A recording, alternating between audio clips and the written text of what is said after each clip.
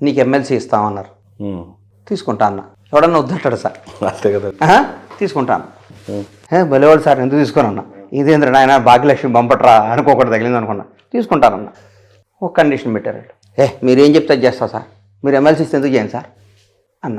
అంటే వచ్చే వారం ఎమ్మెల్సీ అనౌన్స్ చేస్తాం, ప్రతిరోజు ప్రెస్ మీట్ పెట్టి పవన్ కళ్యాణ్ గారిని తిట్టాలి అన్నాడు. పవన్ కళ్యాణ్ తిట్టాలన్నారు. ఏనండి ఇట్లా వేసాకు గురించి దండం పెట్టా. నా బాడీ బూడిదైనా కానీ ఆ బూడిద కూడా పవన్ కళ్యాణ్ తిట్టదు సార్, వదిలేసేయండి. నా బాడీ బూడిదైనా యాష్ అయిపోయినా కానీ ఆ యాష్ కూడా పవన్ కళ్యాణ్ తిట్టదు. మీరు రాంగ్, తప్పు ఆలోచించారు, వదిలేండి సార్. ఎమ్మెల్సీ అన్నారు, ముఖ్యమంత్రి ఇచ్చిన తిట్టను. నేను నమ్మితే, నాకు ఎవరైనా సాయం చేస్తే నా క్రెడిబిలిటీ, నా క్యారెక్టర్ అది. ఇప్పటి నుంచి అన్నారు, మీరు ఇందాక ఒక క్వశ్చన్ వేశారు, నిజంగా 25 కిలోమీటర్లు నడుస్తున్నారా అని. ఒక్క అడుగు మాతో పాటు లోపలికి వెళ్ళటానికి వెళ్ళి ఇట్లా పొద్దున్న ఇట్లా వస్తుంటే మా పక్కన ఉన్న మావాడు అన్నాడు, అన్నా నేను ఇటు వచ్చి అటువే వద్దాం అన్నాడు. నడకే కదరా అన్న, నేను గొంతుకులే అన్న ఇటువే వద్దాం అన్నాడు. అంత భక్తితో భయంతో చేస్తున్న పాదయాత్ర ఇది.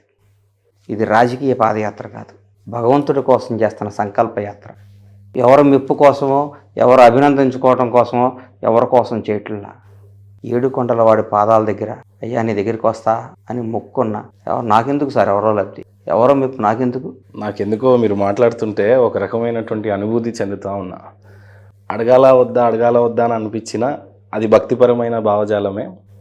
వెంకటేశ్వర స్వామి అని అంటే కలియుగ దైవం. అక్కడికి వెళ్ళి వస్తే ఏదైనా తీరిద్ది, కష్టాల్లో ఉన్నప్పుడు మీరు సెలబ్రిటీ స్టేటస్లో ఉన్నారు కాబట్టి. ఒకటి నేను చెప్తాను, ఇంకోటి చెప్పాలి. మార్చి 23 నాకు బాగా గుర్తు డేట్, లాస్ట్ ఇయర్. వివరాలు చెప్పను, పేర్లు చెప్పను, నాకు ఇంపార్టెంట్ పని.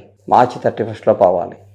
23వ తారీఖు ఉదయం కరెక్ట్ 7 o'clock ఫోన్ చేసి, ఆ స్నేహితుడు ఏప్రిల్ ఆఖరికి అవుద్దు పని, ఇప్పుడు కాదు అన్నారు. మార్చి 31 పోతే కుంపలారిపోతాయి నాకు.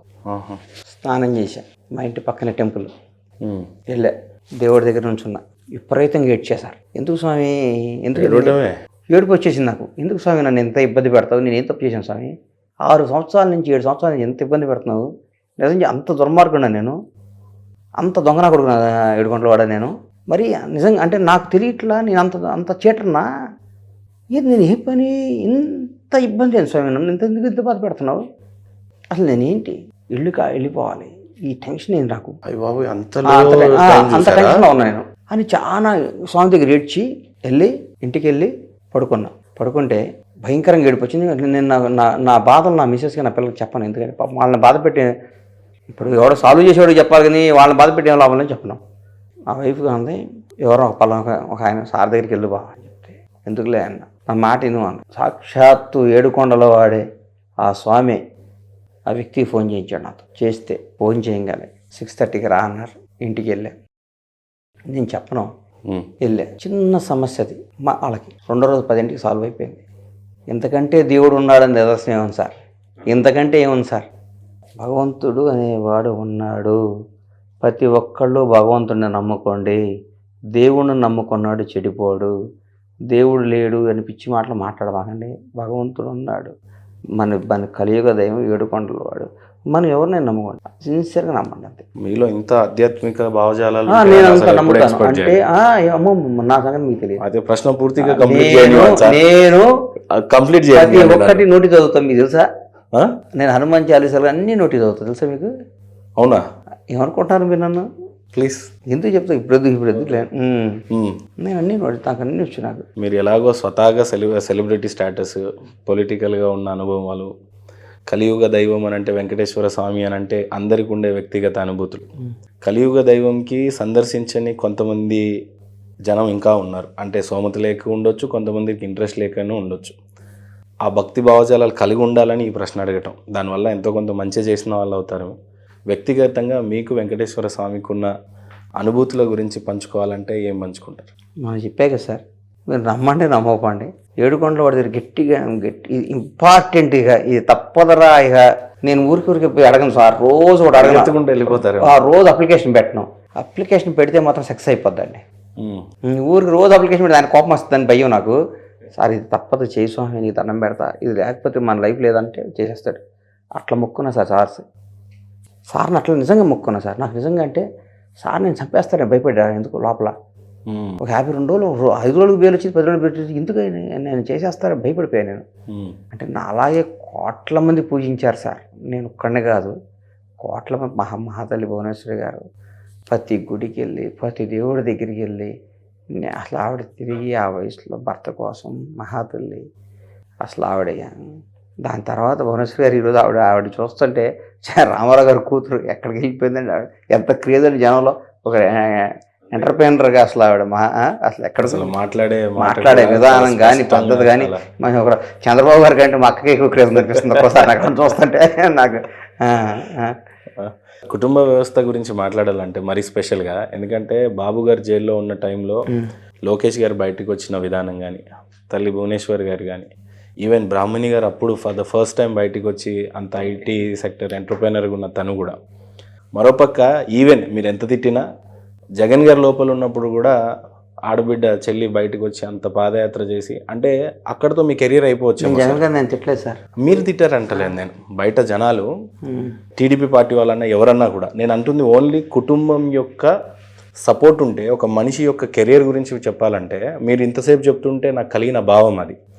చంద్రబాబు నాయుడు గారు లోపల ఉన్నప్పుడు ఫ్యామిలీ రియాక్ట్ అయ్యే విధానం అలా లేకపోతే కార్యకర్తలకు జోషి రాస్తారు. అంటే సపోజ్ లోకేష్ గారు బయటికి రాకపోతే, భువనేశ్వరి గారు బయటికి రాకపోతే, ఓన్లీ సార్ చిన్న సార్ లోకేష్ బాబు ఢిల్లీలో మొత్తం అన్నిటికంటే గొప్ప విషయం చెప్పమంటారు సార్, సార్ అన్నిటికంటే ఇంకో గొప్ప విషయం చెప్పమంటారు సార్, పవన్ కళ్యాణ్ గారి రియాక్షన్ సార్. పడుకున్నారండి సాక్షాత్ నిజం చెప్పండి సార్, తెగించాడు కదా సార్. అసలు ఆయన పార్టీకి సంబంధం అప్పటిదాకా లేదు, ఫ్లైట్ క్యాన్సిల్ చేస్తే రోడ్ని వెళ్ళాడు, పడుకున్నాడు. ఆయన మొండితనమే ఆయన ఈరోజు సూపర్ స్టార్ సార్. ఆయన ఈరోజు కూటమికి కూడా కొత్త నిర్వచనం చెప్పినట్టే. రాజకీయాలకు సాక్షాక్ష అంత పెద్ద లీడర్ జైల్లోకి వెళ్తే ఆయన వెళ్ళటం, ఆయన మీరు చెప్పిన తర్వాత నాకు కలిగిన అనుభూతి చెప్పకపోతే నాకు ఆగట్లేదు కాబట్టి అడగటం. ఒక నాయకుడు లోపలికి పోయిన తర్వాత ఫ్యామిలీ సరిగ్గా రియాక్ట్ అయిపోతే కెరియర్ ఖతం అయిపోతుంది. చాలాసార్లు నాయకులు జైల్లో ఉన్న తర్వాత భయపడిపోయి కాంప్రమైజ్ అయిపోయిన వాళ్ళు చాలామంది కెరియర్, నాకంటే ఎక్కువ మీకే అనుభవం ఉండొచ్చు. లోపల ఉన్నప్పుడు భువనేశ్వరి గారి, లోకేష్ గారిని, లేకపోతే బ్రాహ్మణి గారు, లేదా జగన్ గారు లోపల ఉన్నప్పుడు ఆడబిడ్డ షర్మిల గారు, అంటే వాళ్ళ కెరియర్ని నిలబెట్టినాయి. అట్లా వ్యక్తిగతంగా మీ అనుబంధం కుటుంబం గురించి చెప్పాలంటే మీరేం చెప్తారు? అంటే ఎంతసేపు రాజకీయాన్ని సాక్రిఫైస్ చేసింది ఎందుకు అని అంటే, నా కుటుంబాన్ని నేను సేఫ్ గార్డ్ చేయాలి. ప్రతి తండ్రి అలానే తాపత్రపడాలి. ఎందుకంటే ఒక ఇంటి ప్రొటెక్టర్గా మీరు ఉన్నప్పుడు తండ్రి హోదాలో మళ్ళీ మనం ఆ స్టేజ్కి వెళ్ళొద్దు, ఈరోజు ఉన్న లగ్జరీస్ని ఇంకా దాన్ని రెట్టింపు చేయాలనే ఇదో ఇంకేదో, మొత్తం మీద అయితే ఫ్యామిలీ పర్సన్గా మిమ్మల్ని అంతా విపరీతంగా గౌరవించేయాలనిపించేస్తుంది. అంటే మీరు కనెక్ట్ చేసిన డాట్స్ మాట్లాడినప్పుడు. మీరు నమ్ముతారా, నా వాల్పేపర్ మా అమ్మ నాన్న ఉంటారు సార్. మా అమ్మ నాన్న నా వాల్పేపర్. ఇది నేను ఐఫోన్ కొన్న దగ్గర నుంచి అదే ఫోటో ఉంటుంది వాళ్ళకి. ఎన్ని ఫోన్లు ఉన్నా ఆ ఫోటో మారదు. ఈ ఫోన్లో మా మదర్ ఉంటుంది, అందులో ఒక ఫోన్లో మా అమ్మ నాన్న ఫోటో ఒకటే, మా మదర్ ఈ ఫోటో నేనే తీశాను, నాకు ఇష్టమైన ఫోటో అది. నేను అంత ప్రేమిస్తాను నా తల్లిదండ్రులు, నా కుటుంబాన్ని. నాకు ఇష్టం సార్, నాకు మా అమ్మ అంటే ఇష్టం, మా నాన్న అంటే ప్రాణం, నా భార్య పిల్లలు అంటే చాలా ఇష్టం. నాకు నేను బతికేదే వాళ్ళ కోసం, నేను జనం కోసం నేను బతకను, నా ఫ్యామిలీని చేసుకోవాలి. నాకు చంద్రబాబు గారు జాతి సంపద అందించకూడదు, ఆయన తెలుగు జాతి సంపద, కొన్ని కోట్ల మంది జీవితాలు కాపాడిన మహోన్నత వ్యక్తి. ఈ వ్యక్తి జీవితానికి చిరస్థాయిగా ఉండాలి. అన్యాయంగా మనిషి అన్నాడు ఎప్పుడైనా చచ్చిపోవాల్సిందే, 100 ఏళ్ళకో 90 ఏళ్ళకో చచ్చిపోవాల్సిందేగా, కానీ అన్యాయంగా చనిపోకూడదు. ఒక అట్లాంటి వ్యక్తి అన్యాయం అవ్వకూడదు అని నిలబడ్డా. నేను ఇవాళ మీకు చెప్తున్నా మహేంద్ర గారు, ఇవాళ చెప్తున్నా, మేము ఆ కుటుంబానికి వినయపూర్వకంగా పాద పద్మాలకు నమస్కరిస్తూ చెప్తున్నాం, మా కుటుంబం లాయల్ టు సిబిఎన్ ఫ్యామిలీ. మీరు వదిలేసేయండి, ఇక దాని గురించి వదిలేయండి. Thank you very much. ఎందుకంటే ఇంటర్వ్యూకి క్వశ్చన్ వేయద్దు, కానీ నా వల్ల కాదు, ఇక రేపు పొద్దునే నడవాలి, నేను 10 అవుతుంది. మీరు ఇంత ఫిలాసఫర్ గా చూడడం ఇదే ఫస్ట్. ఇక వదిలేయండి సార్, ఇక థ్యాంక్ యూ. ఫైనల్ గా చెప్పాలి అని అంటే మళ్ళీ లాస్ట్ ఇంటర్వ్యూ కొండెక్కి రోజు రండి, రేపు ఉదయం నుంచి సాయంత్రం దాకా నాతో పాటు మీరు నడవాలన్న నా కోరిక. మీరు నిజంగా నడుస్తున్నారన్నారు, నడవాల్సిందే, ప్లీజ్. Thank you sir. ఫైనల్గా అటు పొలిటీషియన్గా, ఇటు మీరు ఇచ్చిన ప్రామిసర్గా, అటు సినిమాల వైపుగా అన్నీ చూసాం. బండ్ల గణేష్ గారి యొక్క జీవిత ఆశయం ఏంటంటే ఏం చెప్తారు? చాలా ఉన్నాయి, టైం వచ్చినప్పుడు చెప్తా. ఓకే, అన్ని గోల్స్ కొడతా, డౌట్ లేదు, మీరు డౌట్ పడకండి. కానీ ఒకటి మాత్రం వాస్తవం సార్, నన్ను నమ్మిన వాడికి నేను కట్టప్పగా ఉండను, లాయల్ ఒక సైనికుడిలా ఉంటా. ఒక అభినందన వర్తమానం ఉన్నాడు చూడండి సార్, అట్లుంటా. ఫైనల్గా ఈరోజు రిపబ్లిక్ డే, తెలుగు 2 రాష్ట్ర ప్రజలందరికీ బండ్ల గణేష్గా మీరు చెప్పాలనుకున్న మెసేజ్ ఏమన్నా ఉంటే ఏం చెప్తారు? నమ్మిన దాన్ని కరెక్ట్గా చేయండి సార్. మిమ్మల్ని నమ్ముకున్న వాళ్ళని అన్యాయం చేయబాకండి. మిమ్మల్ని నమ్ముకున్న వాళ్ళని, మిమ్మల్ని నమ్మి మీతో ఫ్రెండ్షిప్ చేసి మిమ్మల్ని నమ్ముకున్న వాళ్ళని మాత్రం మీ అవసరం అయినాక అన్యాయం చేయొద్దు. మీరు చెయ్యి పట్టుకోబాకండి. మిమ్మల్ని అడగరా, మీరు పట్టుకున్నట్టు మాత్రం యాక్ట్ చేయొద్దు. మీరు పట్టుకోమని లేదు, మిమ్మల్ని నమ్ముకున్నాన్ని మోసం చేశారు, రైట్ మీకు దేవుడు ఇవ్వాలా, చేశారా, మీరు సర్వనాశనం అయిపోతారు. యాక్ట్ చేయబాకండి. నేను నీ చేయి పట్టుకుంటా సచ్చేదాకా వదలను అంటే పట్టుకో, ఆయన మోసం చేస్తాం. నా లబ్ధి కోసం నీ చేయి పట్టుకొని నేను దాటంగాలే నేను వదిలేస్తే అది చాలా తప్పు. ఇంకొకసారి చెప్తున్నా, నమ్మి నన్ను మోసం చేయబాక.